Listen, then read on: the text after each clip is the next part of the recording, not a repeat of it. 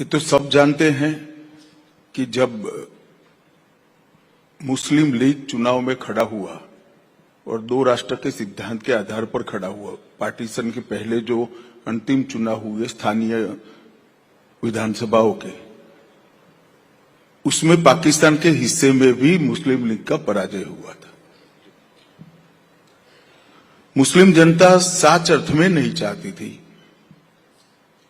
कि इस देश के टुकड़े हो, और ये बात मोदी जी ने ठीक ही कही है कि उस वक्त के कांग्रेस के नेता ही राष्ट्र के विभाजन के लिए जिम्मेदार हैं।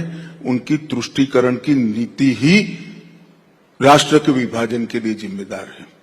और आज मैं आपके कार्यक्रम के माध्यम से मैं देश के युवाओं को विशेषकर कहना चाहता हूं, बाकी कुछ भी सहन करना, मगर तुष्टीकरण ऐसा जहरीला नासूर है जिसको देश से हमेशा के लिए युवा पीढ़ी ने उखाड़ कर फेंक देना चाहिए। जो तुष्टीकरण की राजनीति करते हैं वो देश हितों के साथ समाधान करते हैं, वो देश हित की नीतियों के साथ वोट बैंक के कारण कॉम्प्रोमाइज करते हैं और देश के अंदर ही एक नया देश बनाने का बीज बोने का काम करते हैं।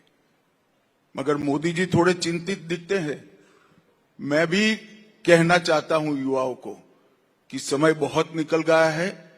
मोदी जी ने ही 10 साल में इस देश को जातिवाद, परिवारवाद और तुष्टीकरण से मुक्त कराकर विकास की राजनीति की ओर ले जाने का काम किया है।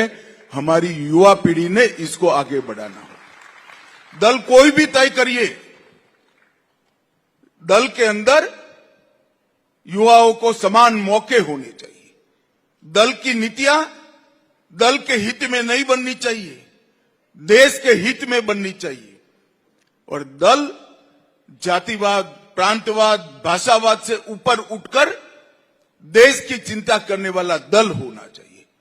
दल कोई भी चुनिए, वोट उसी को दीजिए जो दल जातिवाद, तुष्टीकरण और परिवारवाद से मुक्त हो। और यही हमारे देश के विकास का, हमारे देश के लोकतंत्र की रक्षा का सच्चा रास्ता है। कांग्रेस में उस जमाने में बहुत बड़े बड़े नेता हुए, आपने मेरे सवाल का जवाब नहीं दिया। किस नेता के बारे में बात हो रही थी? वो कौन से नेता थे जो ये कर रहे थे? नहीं, ऐसे सिंगल आउट करना तो बहुत तकलीफ होगी, मगर कांग्रेस ने बाद में प्रधानमंत्री नेहरू जी को बनाया था, तो इशारा उन्हीं की तरफ है। इशारे का सवाल नहीं है। प्रधानमंत्री तो अंततोगत वही बनता है जो फैसले करता है।